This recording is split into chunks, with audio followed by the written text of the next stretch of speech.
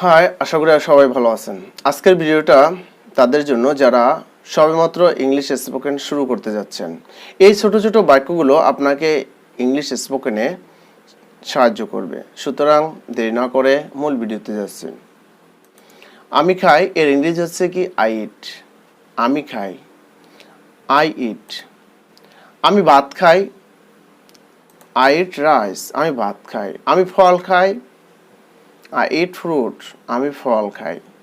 এরকম আপনি এই যে আমি খাই এর সাথে আপনি যা খাবেন, যে ধরনের খাবার খাবেন ওই ধরনের খাবার ওই ধরনের ওয়ার্ডগুলো আপনি কিন্তু যুক্ত করে করে বিভিন্ন নতুন নতুন সেন্টেন্স তৈরি করতে পারবেন। ঠিক আছে, এখানে আপনি আরেকটা বিষয় জানতে হবে। আমি কিন্তু এই ভিডিওটা তৈরি করেছি একবারে জিরো লেভেল থেকে, যারা সবেমাত্র নতুন, এক কথায় যারা একবারে নতুন ইংলিশ স্পোকেন শুরু করতে যাচ্ছেন তাদের জন্য এই ভিডিওটা, not advance level. Okay, I অর্থ আমি, ইট অর্থ কি খাওয়া বা খাই, রাইস অর্থ ভাত বা চাল। ওকে, নেক্সট, আমি খেয়েছিলাম।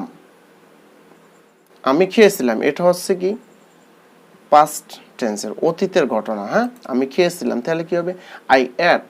আমি খেয়েছিলাম। আমি ভাত খেয়েছিলাম, তাহলে কি হবে আই অ্যাট রাইস। আমি ভাত খেয়েছিলাম। তাহলে এখানে আই অর্থ আমি, অ্যাট অর্থ খেয়েছিলাম, ভার্বের দ্বিতীয় রূপ। হ্যাঁ, রাইস অর্থ চাল বা ভাত। ওকে, আমি খাবো এটা হচ্ছে ভবিষ্যতে। হ্যাঁ, ভবিষ্যৎকালের কথা। আমি খাবো, তাহলে কি হবে আই উইল ইট। আমি খাবো। আমি ভাত খাবো, তাহলে এর ইংরেজি কি হবে I will eat rice.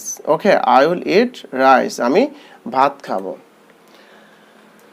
Next, আমি খাইতেছি, প্রেজেন্ট কন্টিনিউয়াস টেন্স, ঘটমান ঘটনা, এগুলো চলতি ঘটনা, কন্টিনিউয়াস। ওকে, আমি খাইতেছি, আই এম ইটিং। আমি খাইতেছি, আই এম ইটিং। আমি ভাত খাইতেছি, তাহলে ইংরেজি হবে কি আই এম ইটিং রাইস। আমি ভাত খাইতেছি। ওকে, আমি খেয়েছি এর ইংরেজি কি আই হ্যাভ ইটেন। আমি খেয়েছি, আই হ্যাভ ইটেন। আমি ভাত খেয়েছি, আই হ্যাভ ইটেন রাইস। আমি ভাত খেয়েছি, প্রেজেন্ট পারফেক্ট টেন্সের স্ট্রাকচার অনুযায়ী। ওকে, সে লিখে, হি রাইটস। সে লিখে। তাহলে আমরা যদি এটা আরেকটা নতুন ওয়ার্ড তৈরি করি, নতুন ওয়ার্ড দিয়ে যদি একটা নতুন সেন্টেন্স তৈরি করি যে সে একটি চিঠি লেখে, সে একটি উপন্যাস লেখে। হ্যাঁ, তাহলে সে একটি চিঠি লেখে এর ইংরেজি কি হবে হি রাইটস এ লেটার। সে একটা উপন্যাস লিখে, হি রাইটস এ নভেল। ওকে, সে লিখেছিল এর ইংরেজি হচ্ছে কি হি রোট। সে লিখেছিল। সে একটি চিঠি লিখেছিল এর ইংরেজি কি হচ্ছে তাহলে হি রোট এ লেটার। A letter. ওকে, সে লিখবে, হি উইল রাইট। সে লিখবে, অতীত ভবিষ্যতের ঘটনা। সে একটি চিঠি লিখবে এর ইংরেজি হচ্ছে কি তাহলে he will write a letter. He will write a letter. আমি লিখতেছি, আমি লিখতেছি এর ইংরেজি হচ্ছে আই এম রাইটিং। আমি লিখতেছি, আই এম রাইটিং। তাহলে কি আমি একটি চিঠি লিখতেছি, I am writing A letter. I am writing A Nobel. I am writing a drama. Okay, I am writing a poem. এভাবে আপনি বিভিন্ন ওয়ার্ড যুক্ত করে আপনি নতুন নতুন সেন্টেন্স তৈরি করতে পারবেন। আচ্ছা, তারপরে হচ্ছে কি আমি লিখেছি, আই হ্যাভ রিটেন। আমি লিখেছি, আমি একটি চিঠি লিখেছি। প্রেজেন্ট পারফেক্ট টেন্সের কিন্তু এই উদাহরণগুলো। আমি একটি চিঠি লিখেছি, I have written a letter. I have written a letter. Okay, আমি কলম দিয়ে লিখি, আই রাইট উইথ পেন। আমি কলম দিয়ে লিখি। এটা পড়ো, রিড ইট। এটা পড়ো এর ইংরেজি হচ্ছে কি রিড ইট। এখান থেকে বের হয়ে যাও, গো আউট ফ্রম হেয়ার। আমি তাকে চিনি না, আমি তাকে চিনি, আই নো হিম। আমি তাকে চিনি, আমি তাকে চিনি না, আই ডোন্ট নো হিম। আমি তাকে চিনি না। ওকে, এরকম করতে পারেন। তাহলে গো আউট অর্থ কি বের হয়ে যাওয়া, ফ্রম হেয়ার মানে এখান থেকে, নো অর্থ জানা বা চেনা, হিম অর্থ তাকে। সেও আমাকে চিনে, হি নোজ মি টু। সেও আমাকে চেনে, হি নোজ মি টু। সেও আমাকে চিনে। তুমি তাকে কিভাবে চিনো? আমরা বলি না তুমি তাকে চিনো, তুমি তাকে কিভাবে চেনো? এর ইংরেজি হচ্ছে how do know him, how do know him, তুমি তাকে কিভাবে চেনো। আমরা ওয়ার্ডগুলো একটু জেনে নিই। হি অর্থ সে বা তিনি, মি অর্থ আমাকে, নো অর্থ চেনা বা জানা। আমি তাকে বিশ্বাস করি না, আই ডোন্ট বিলিভ হিম, আমি তাকে বিশ্বাস করি না। আবার আমি তাকে বিশ্বাস করি, আই বিলিভ হিম, আমি তাকে বিশ্বাস করি। ওকে, সে একজন বিশ্বাসঘাতক, হি ইজ এ ট্রেটর, সে একজন বিশ্বাসঘাতক। এখানে আই অর্থ আমি, ডোন্ট অর্থ করি না, বিলিভ অর্থ বিশ্বাস করা, হিম অর্থ তাকে, আর ট্রেটর শব্দের অর্থ হচ্ছে বিশ্বাসঘাতক। তুমি কোথায় যেতে চাও, where do you want to go, where do you want to go, তুমি কোথায় যেতে চাও। আমি দোকানে যেতে চাই, বা আমি মার্কেটে যেতে চাই, আমি স্কুলে যেতে চাই, আমি কলেজে যেতে চাই, আমি ভার্সিটিতে যেতে চাই, আমি মসজিদে যেতে চাই। এরকম আপনি বহুত ওয়ার্ড তৈরি করতে, ওয়ার্ড দিয়ে বহুত সেন্টেন্স আপনি তৈরি করতে পারেন। তাহলে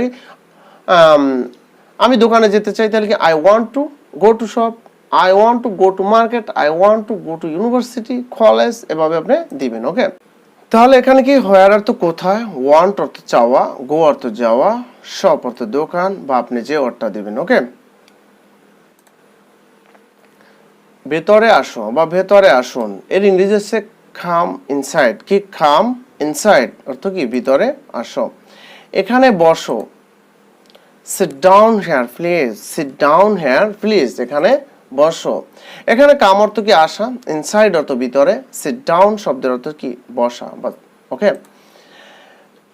আমার এখন যেতেই হবে, আমার এখন যেতেই হবে, এর ইংরেজি হচ্ছে আই মাস্ট গো নাও, আমার এখন যেতেই হবে। আমরা যখন কোনো বাধ্যবাধকতামূলক যখন কোনো কাজ করতে হবে, বা কোনো কাজ আমরা করি, কোনো আদেশ মানতে হয়, হ্যাঁ, যেটা অব্লিগেটরি, তখন আমরা কি মাস্ট ব্যবহার করি। ঠিক আছে, তাহলে আই মাস্ট গো নাও, আমার এখন যেতেই হবে। ওকে, সে স্বাস্থ্যবান, হি ইজ হেলদি, সে স্বাস্থ্যবান। এখানে মাস্ট তো অবশ্যই হেলদি অর্থ স্বাস্থ্যবান। তুমি দেখতে সুদর্শন, এর ইংরেজি হচ্ছে you look quite handsome, you look quite handsome, এর অর্থ আছে তুমি দেখতে সুদর্শন।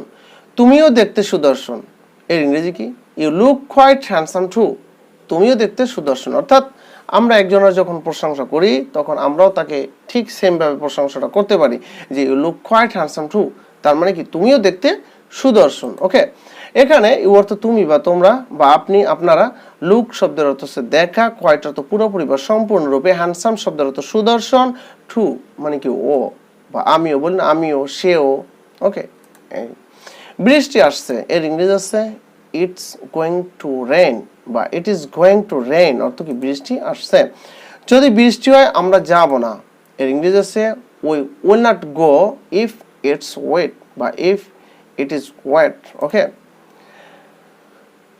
এখানে ইফ অর্থ যদি, রেইন অর্থ বৃষ্টি, ওয়েট অর্থ ভিজা বা বৃষ্টি অর্থ এখানে ব্যবহৃত হয়েছে। ওকে, আচ্ছা, বৃষ্টি থেমে গেছে, এর ইংরেজি হচ্ছে কি ইট স্টপড রেইনিং, ইট স্টপড রেইনিং, বৃষ্টি থেমে গেছে। ওকে, তাই আমরা এখন যেতে পারি, বৃষ্টি থেমে গেছে তাই আমরা যেতে পারি। তাহলে এর ইংরেজি হচ্ছে কি so we can go now, so we can go now. এখানে স্টপ শব্দের অর্থ থামা, ইট অর্থ ইয়া, নাও অর্থ এখন, উই অর্থ আমরা, ক্যান অর্থ পারা, সো অর্থ তাই, গো অর্থ যাওয়া। Thanks for watching this video.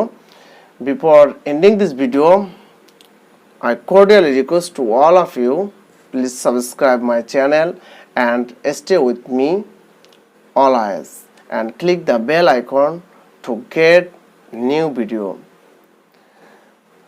তো ভিউয়ার্স, আমি আবার আপনাদের সবার কাছে একটা জোর অনুরোধ করি, আপনি যদি ইংলিশ স্পোকেন শিখতে চান আমার সাথে, তো চ্যানেলটি অবশ্যই সাবস্ক্রাইব করে সঙ্গে থাকবেন। ভালো থাকবেন। All the best.